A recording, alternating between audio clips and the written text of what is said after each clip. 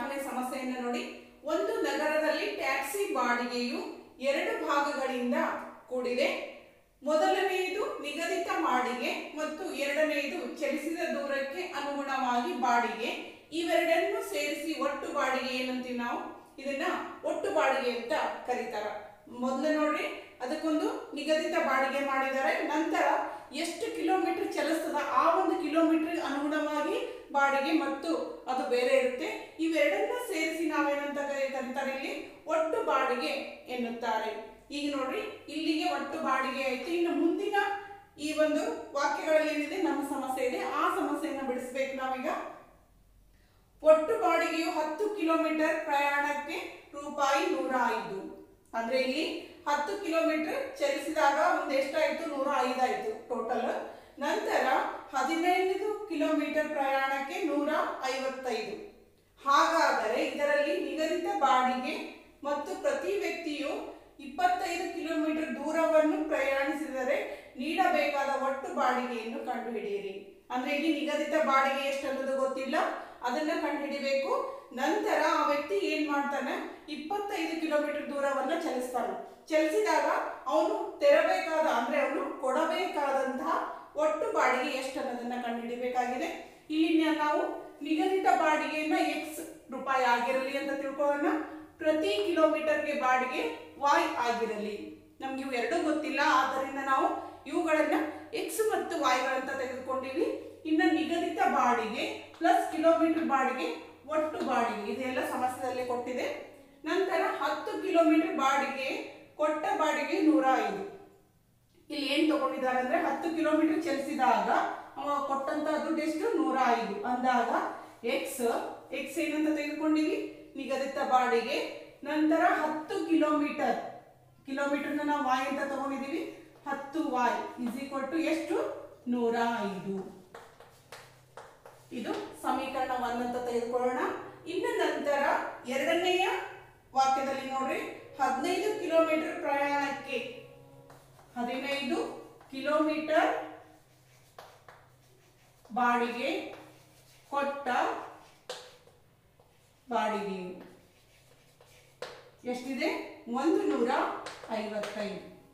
155 ರೂಪಾಯಿ. ಅಂದಾಗ ಇದನ್ನ ಯಾವ ರೀತಿ ಬರ್ಕೋಬಹುದು, x plus 15 y is equal to ಎಷ್ಟಾಯ್ತು, 155. ಇದಕ್ಕ ಸಮೀಕರಣ 2 ಅಂತ ತೆಗೆದುಕೊಳ್ಳೋಣ. ಇಲ್ಲಿ ಏನ್ ಮಾಡ್ತಾ ಇದ್ದೀನಿ, ಸಮೀಕರಣ 1 ಬದಲಾವಣೆ ಮಾಡಿ x is equal to 105 10y ಅನ್ನ ಬಲಗಡೆ ಒಯ್ತಾ ಇದ್ದೀನಿ. 105 ಮೈನಸ್ 10y. ಇದೀಗ ಸಮೀಕರಣ 3 ಅಂತ ಕೊಡ್ತಾ ಇದ್ದೀನಿ.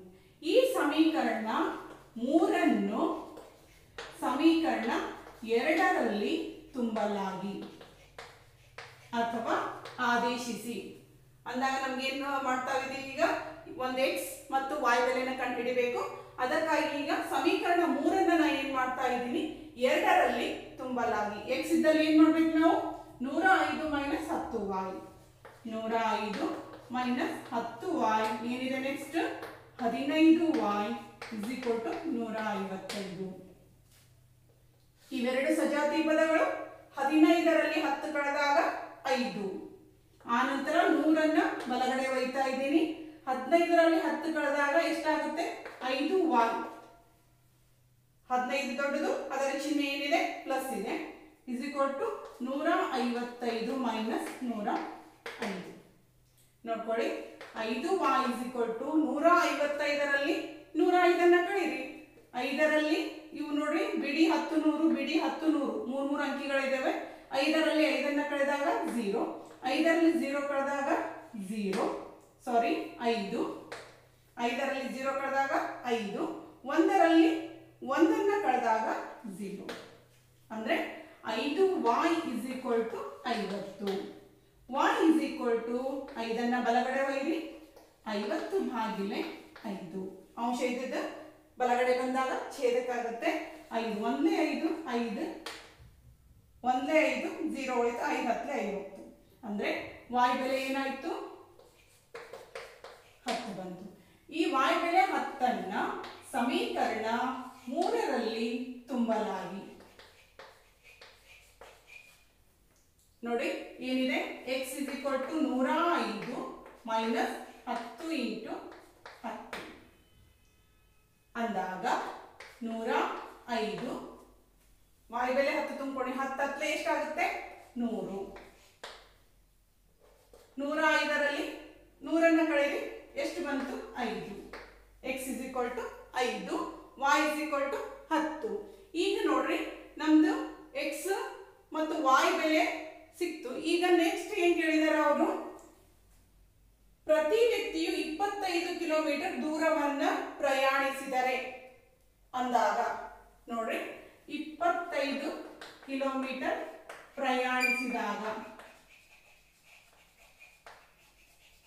ಅಂದಾಗ ನಾವು ಇದನ್ನ ಸಮೀಕರಣ ರೂಪದಲ್ಲಿ ಬರೆದಾಗ ಇಲ್ಲಿ ನೋಡಿ ಇಲ್ಲಿ ಯಾವ ರೀತಿ ಬರ್ತೀವಿ 10 ಕಿಲೋಮೀಟರ್ ಬಾಡಿಗೆ ಅದೆಷ್ಟಾದ್ರೆ 105 ಇಲ್ಲಿ 25 ಕಿಲೋಮೀಟರ್ ಅಂದಾಗ ನಿಗದಿತ ಬಾಡಿಗೆ ಪ್ಲಸ್ 25 ಕಿಲೋಮೀಟರ್ ನಂತರ x ಅಂದ್ರೆ ಎಷ್ಟು ಬಂದಿದೆ 5 ಪ್ಲಸ್ 25 ಇಂಟು y ಬೆಲೆ ಏನಿದೆ 10 ಹೌದಲ್ವಾ ನೋಡಿ 5 25 ಹತ್ತಲೇ 250 ಅಂದಾಗ 255 ಅವನು 25 ಕಿಲೋಮೀಟರ್ ಪ್ರಯಾಣಿಸಿದಾಗ ಕೊಟ್ಟಂತ ಅವನು ದುಡ್ಡು ಎಷ್ಟಿದೆ 255 ರೂಪಾಯಿ ನಂತರ ಅವ್ರು ಏನ್ ಕೇಳಿದ್ರು ನಿಗದಿತ ಬಾಡಿಗೆ ಅಂತ ಕೇಳಿದ್ದಾರೆ ನಿಗದಿತ ಬಾಡಿಗೆ ನಾವು ಏನಂತ ತೆಗೆದುಕೊಂಡಿವಿ x ಅಂತ ತೆಗೆದುಕೊಂಡಿವಿ ಆ x ಬೆಲೆ ಎಷ್ಟಾಯ್ತು 5 ಆಯ್ತು ಮುಂದಿನ ಸಮಸ್ಯೆಯನ್ನು ನೋಡೋಣ ಮಕ್ಕಳೇ 5ನೇ ಸಮಸ್ಯೆಯನ್ನು ನೋಡಿ ಒಂದು ಭಿನ್ನ ರಾಶಿಯ ಅಂಶ ಮತ್ತು ಛೇದಗಳೆರಡಕ್ಕೂ ಎರಡನ್ನು ಸೇರಿಸಿದರೆ ನೋಡಿ ಮೊದಲ ಅರ್ಧ ಭಾಗವನ್ನ ಓದ್ಕೊಳ್ಳೋಣ ಒಂದು ಭಿನ್ನ ರಾಶಿಯ ಅಂಶ ಮತ್ತು ಛೇದಗಳೆರಡಕ್ಕೂ ಎರಡನ್ನು ಸೇರಿಸಿದರೆ ಆ ಭಿನ್ನ ರಾಶಿ ಯಾವುದಂತ ಗೊತ್ತಿಲ್ಲ ನಾವೇನ್ ಬರೆಯೋಣ ಆ ಭಿನ್ನ ರಾಶಿಯು x/y ಆಗಿರಲಿ ಅಂತ ತೆಗೆದುಕೊಳ್ಳೋಣ ಅಂಶ ಮತ್ತು ಛೇದಗಳೆರಡಕ್ಕೂ ಎರಡನ್ನು ಸೇರಿಸಿದರೆ ಆ ಭಿನ್ನ ರಾಶಿಯು 9/11 ಆಗುತ್ತದೆ ಏನ್ ಮಾಡಬೇಕು ಅಂಶಕ್ಕೂ ಮತ್ತು ಛೇದಕ್ಕೂ ಏನ್ ಸೇರಿಸಾರ ಅವರು 2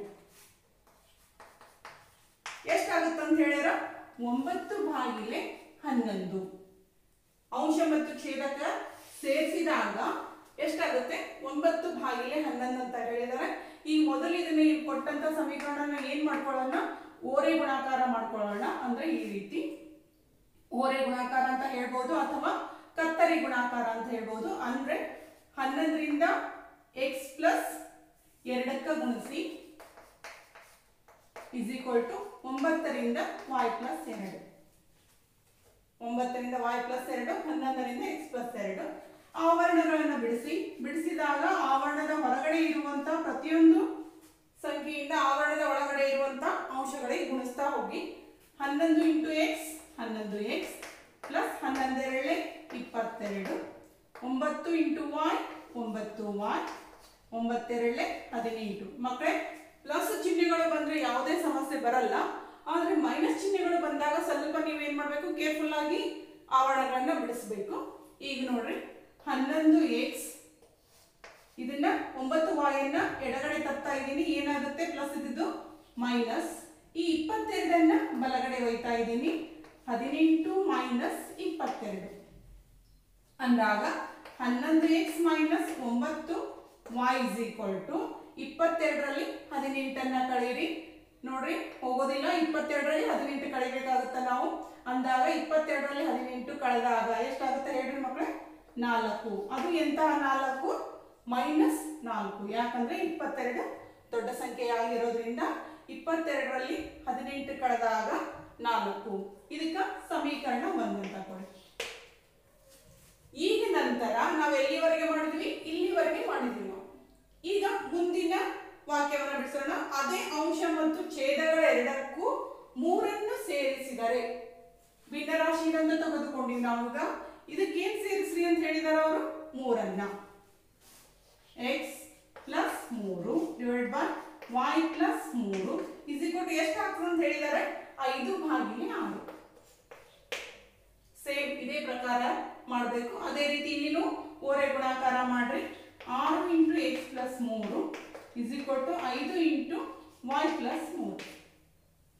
ಆವರಣವನ್ನು ಬಿಡಿಸಿ 6x plus 6 3 18, 5y plus 5 3 18. y ಅನ್ನು ಎಡಗಡೆ ತೆಗೆದುಕೊಂಡು ಬನ್ನಿ, ಮೈನಸ್ 5y, 18 ಬಲಗಡೆ ಒಯ್ಯಿರಿ, 15 minus 18. 6x minus 5y is equal to 18ರಲ್ಲಿ 15 ಕಳೆಯಿರಿ, ಏನು ಬರುತ್ತೆ ಮೈನಸ್ 3. ಯಾಕಂದ್ರೆ 18 ದೊಡ್ಡ ಸಂಖ್ಯೆ, ಅದರ ಚಿಹ್ನೆ ಮೈನಸ್, ಇದಕ್ಕೆ 2 ಅಂತ ಕೊಡ್ರಿ. ಈಗ ಸಮೀಕರಣ 1 ಮತ್ತು 2 ನೋಡಿಕೊಂಡು ಯಾವುದೇ ಒಂದು ಚರಾಕ್ಷರದ ಬೆಲೆಯನ್ನು ಒಂದು ಸಮೀಕರಣದಲ್ಲಿ ತುಂಬಿಕೊಂಡ್ಬಿಡಿ. ನೋಡ್ಕೊಳ್ಳಿ, ಈಗ ಸಮೀಕರಣ 1 ಏನ್ ಮಾಡ್ತಾ ಇದ್ದೀನಿ, ಬದಲಾವಣೆ ಮಾಡ್ಕೊಳ್ತಾ ಇದ್ದೀನಿ. 11x is equal to minus 4 plus 9y. ಇದನ್ನ ಬಲಗಡೆ ಒಯ್ದೆ ನಾನು. ಒಯ್ದ ನಂತರ x is equal to minus 4 plus 9y. 11 ಏನಾಗುತ್ತೆ, ಛೇದದಲ್ಲಿ ಬರುತ್ತೆ. ಅಂಶ ಇದೆ, ಸಮಚಿಹ್ನೆಯ ಬಲಗಡೆ ಬಂದಾಗ ಛೇದಕ್ಕೆ ಬರುತ್ತೆ. ಇದಕ್ಕೆ 3 ಅಂತ ಕೊಟ್ಕೊಳ್ಳೋಣ. ಸಮೀಕರಣ 3 ಏನ್ ಮಾಡ್ಬೇಕೀಗ, ಸಮೀಕರಣ 2ರಲ್ಲಿ ತುಂಬಲಾಗಿ. ಸಮೀಕರಣ 2ರಲ್ಲಿ ತುಂಬಲಾಗಿ ಅಥವಾ ಆದೇಶಿಸಲಾಗಿ. ನೋಡ್ಕೊಳ್ಳಿ ಏನಾಗುತ್ತೆ, ಸಮೀಕರಣ 2 ಎಲ್ಲಿದೆ ನೋಡಿ, 6x minus 5y is equal to minus 3. ಈಗ ಏನು ತುಂಬಬೇಕು ನಾವು, x ಬೆಲೆಯನ್ನು ಹಾಕೋಬೇಕು. 6 into minus 4 plus 9y divide by 11 minus 5y is equal to minus 3. ಈಗ ಏನು ಮಾಡ್ರಿ, ಈ 11 ಪ್ಲಸ್ ಮಾಡ್ಕೊಡ್ರಿ. ಇಲ್ಲಿ ಛೇದದಲ್ಲಿ ಏನಿಲ್ಲ ಅಂದ್ರೆ 1 ಇರುತ್ತೆ. ಈಗಾಗಲೇ ಹಲವಾರು ಸಮಸ್ಯೆಗಳಲ್ಲಿ ನಾನು ಹೇಳಿದ್ದೀನಿ, ಒಂದು ಭಿನ್ನರಾಶಿಯಲ್ಲಿ ಒಂದು ಸಂಖ್ಯೆ ಇದ್ದು ಇನ್ನೊಂದು ಭಿನ್ನರಾಶಿಯಲ್ಲಿ ಕೇವಲ ಛೇದದಲ್ಲಿ 1 ಇತ್ತು ಅಂತಂದ್ರೆ ನಾವೇನ್ ಮಾಡಬೇಕು, ಕತ್ತರಿ ಗುಣಾಕಾರ ಅಥವಾ ಓರೆ ಗುಣಾಕಾರ ಮಾಡಬಹುದು. ಅದೇ ರೀತಿ ಏನ್ ಮಾಡಿ, ಇದನ್ನ ಆವರಣ ಬಿಡಿಸ್ತಾ ಹೋಗಿ. 6 4 24, 9 6 54, y 11 11 5 55y is equal to minus 3. ನೋಡ್ಕೊಳ್ಳಿ, ಮೈನಸ್ 24, 54, 55 y ಇವೆರಡು ಸಜಾತಿಯ ಪದಗಳು. ಸಜಾತಿಯ ಪದಗಳಂದಾಗ ಚಿಹ್ನೆಗೆ ಅನುಗುಣವಾಗಿ ನಾವು ಏನ್ ಮಾಡಬಹುದು, ಕೂಡಿಸಬಹುದು ಅಥವಾ ಕಳಿಬಹುದು. ಇಲ್ಲಿ ಒಂದು ಪ್ಲಸ್ ಇದೆ, ಒಂದು ಮೈನಸ್ ಅಂದಾಗ ನಾವೇನ್ ಮಾಡಬೇಕು, ಕಳಿಬೇಕಾಗುತ್ತೆ. 55ರಲ್ಲಿ 54 ಕಳೆದಾಗ ಮೈನಸ್ y, ಯಾಕಂದ್ರೆ 55 ದೊಡ್ಡ ಸಂಖ್ಯೆ, ಅದರ ಚಿಹ್ನೆ ಮೈನಸ್ ಇದೆ. 11 ಏನ್ ಮಾಡ್ತೀನಿ, ಬಲಗಡೆ ಒಯ್ತಾ ಇದ್ದೀನಿ. ನೋಡ್ಕೊಳ್ಳಿ, ಮೈನಸ್ y, 11 3 33 ಮೈನಸ್ 33. ಈ 24 ಬಲಗಡೆ ಒಯ್ತಾ ಇದ್ದೀನಿ, ಪ್ಲಸ್ ಆಯ್ತು. ಈಗ minus y is equal to 23ರಲ್ಲಿ 24 ಕಳಿಬೇಕು ಅಂದಾಗ ಹೋಗೋದಿಲ್ಲ. ಈಗ ಏನ್ ಮಾಡ್ಕೊಡ್ರಿ, ಈ 33 24 3ರಲ್ಲಿ 4 ಕಳೆಯಕ್ಕೆ ಬರಲ್ಲ ಅಂದಾಗ ಕ್ಯಾರಿ ತಗೊಳ್ತಾ ಇದ್ದೀನಿ.